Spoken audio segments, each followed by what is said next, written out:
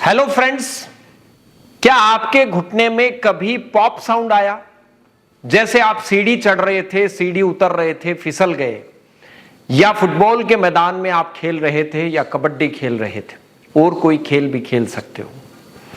घुटने के अंदर आपको एक विशेष प्रकार की आवाज आती है, जैसे पानी का बुलबुला फटता है या पानी की बूंद गिरती है, जैसे टप, इस तरह की आवाज आती है, तो इसे घुटने के अंदर पॉप साउंड कहा जाता है।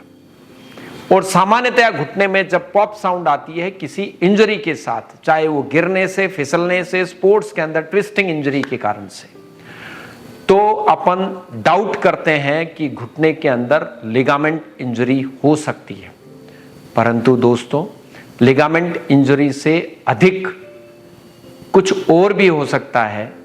लिगामेंट्स के अंदर मेनली अपन एसीएल टियर मानते हैं, परंतु कई बार एसीएल अपनी मिड सब्सटेंस से ना टूट के हड्डी से उखड़ जाता है, जिसे एसीएल अवल्जन फ्रैक्चर कहा जाता है।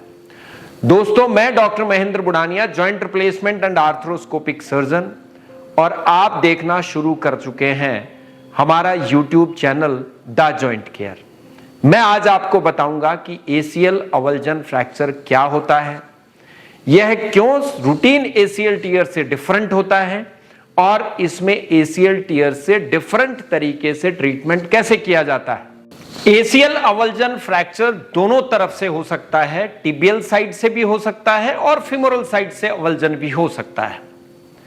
परंतु ACL avulsion fracture tibial attachment से ज्यादा कॉमन होता है in comparison to femoral attachment.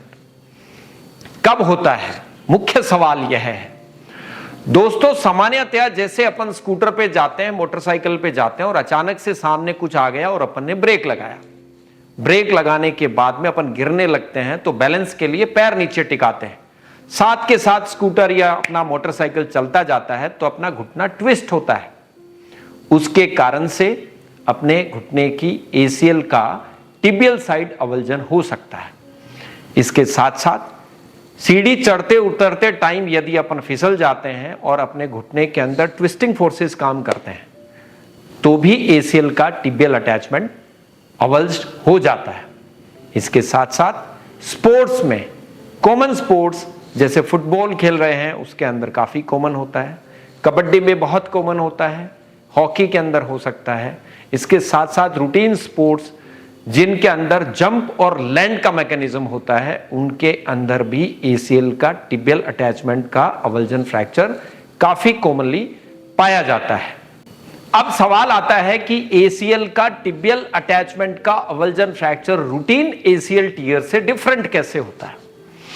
दोस्तों, एसीएल टियर के 3 मुख्य लक्षण होते हैं घुटने के अंदर, जिनमें सबसे पहला पेन होता है, दूसरा स्वेलिंग होता है, और तीसरा इंस्टेबिलिटी, जिसे अपन सामान्य भाषा में घुटने की लचक कहते हैं।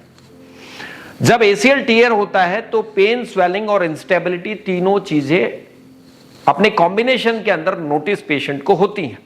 परंतु एसीएल के अवल्जन फ्रैक्चर के अंदर पेन रूटीन एसीएल टियर से सामान्यतया अधिक होता है। सूजन रूटीन एसीएल टियर की तुलना में तेजी से आती है।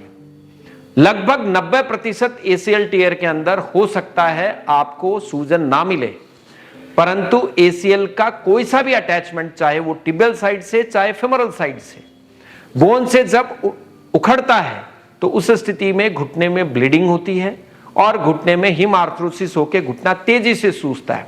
सूजन अवल्जन फ्रैक्चर्स में फास्ट रिपोर्ट होती है, फास्ट एविडेंट होती है। इसके साथ साथ इंस्टेबिलिटी भी रूटीन एसीएल की तरह इसके अंदर पाई जाती है। परंतु इसमें एक खास बात एसीएल अवल्जन फ्रैक्चर में जो होती है, जो टिबियल अटैचमेंट अवल्जन के अंदर पाई जाती है, वो होती है घुटने का लॉक हो जाना। आपके घुटने के अंदर जब आप पैर को सीधा करने की कोशिश करोगे तो पैर सीधा नहीं होगा, वो कुछ फ्लेक्शन के अंदर लॉक हो जाता है, क्योंकि टिबियल साइड का जो अटैचमेंट उखड़ता है, वो बोन का पीस फीमर के इंटरकोंडाइलर नोच के अंदर इंपिंज करता है, उसको सीधा होने से रोकता है। तो इस स्थिति के अंदर एक्सटेंशन लेग काफी कॉमनली पाया जाता है। अब बात आती है एसीएल अवल्जन फ्रैक्चर के बाद में आप इसका डायग्नोसिस कैसे कंफर्म करते हो। दोस्तों, इसके लिए दो मुख्य टेस्ट होते हैं। सबसे पहला एक्सरे होता है। एक्सरे के अंदर आपको घुटने के अंदर टिबियल साइड से बोन का एक फ्रैगमेंट उठा हुआ दिखाई देता है। एपी व्यू के अंदर भी दिखता है, लेकिन लेटरल व्यू ऑफ एक्सरे के अंदर ज्यादा अच्छे से यह दिखाई देता है। परंतु हर एक एसीएल अवल्जन फ्रैक्चर के अंदर एमआरआई नियम से कराने की आवश्यकता पड़ती है। क्यों? क्योंकि एसीएल का अवल्ज फ्रैगमेंट कितना उठा हुआ है, कितना डिस्प्लेस्ड है, और कुछ पेशेंट्स के अंदर एसीएल का अवल्जन के साथ मिड सब्सटेंस टियर भी पाया जाता है। इसलिए किसी भी एसीएल अवल्जन फ्रैक्चर के बाद में एमआरआई बहुत आवश्यक है, हमेशा करानी चाहिए। अब एसीएल अवल्जन फ्रैक्चर के डायग्नोसिस के पश्चात बारी आती है इसका ट्रीटमेंट कैसे हो। आपको बहुत सिंपल शब्दों के अंदर मैं बताना चाहूंगा कि एमआरआई के बाद में डिसाइड होता है कि इसका ट्रीटमेंट कैसे किया जाएगा। एसीएल का अवल्जन फ्रैक्चर साइंटिफिकली 4 तरह का होता है, परंतु यह आपके कार्य क्षेत्र से बाहर की बात है। मैं आपको सिंपल वे में बताना चाहूंगा कि टाइप 1 एसीएल अवल्जन फ्रैक्चर, जिसमें हड्डी का फ्रैगमेंट टूटा तो सही पर अपनी जगह से उठा नहीं, डिस्प्लेस नहीं हुआ। इस स्थिति में दोस्तों इसको बिना ऑपरेशन ठीक किया जा सकता है, जिसके अंदर हम एक लॉन्ग नी ब्रेस जो थाई से लेके लेग तक घुटने को स्पान करते हुए लगाया जाता है और 4 से 6 हफ्ते तक इसको हम रखते हैं। परंतु इससे आगे, इससे इतर, जैसे टाइप 2, टाइप 3 और टाइप 4 एसीएल अवल्जन फ्रैक्चर्स होते हैं, उनमें दोस्तों हड्डी टूटने के साथ में उठ जाती है, डिस्प्लेस हो जाती है। इस स्थिति में यह अति आवश्यक हो जाता है कि इसका ऑपरेशन किया जाए और इसका एनाटॉमिकल रिडक्शन और स्टेबल फिक्सेशन किया जाए। क्यों? क्योंकि इसके द्वारा ये सही समय में अपनी सही पोजीशन के अंदर जुड़ता है और घुटने को अपन इस ऑपरेशन के द्वारा स्टेबिलिटी प्रदान करते हैं।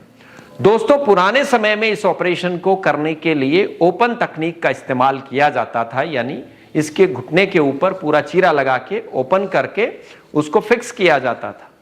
परंतु पिछले कुछ वर्षों के अंदर आर्थ्रोस्कोपिक तकनीक के द्वारा एक छोटे छेद के द्वारा इस फ्रैगमेंट को फिक्स कर दिया जाता है और 4 से 6 हफ्ते के अंदर पेशेंट एकदम पहले की भांति, पहले की तरह की स्टेबिलिटी के साथ और घुटने को पहले की तरह के नेचुरल होने का एहसास मरीज पुनः प्राप्त कर लेता है। रूटीन एसीएल टियर से ज्यादा ट्रिकी है एसीएल टिबियल अवल्जन फ्रैक्चर।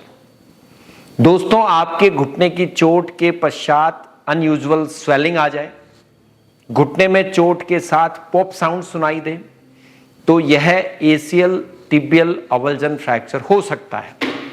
इस स्थिति में आपको तुरंत अपने ऑर्थोपेडिक सर्जन, अपने जॉइंट सर्जन या अपने स्पोर्ट्स मेडिसिन स्पेशलिस्ट को दिखाना चाहिए।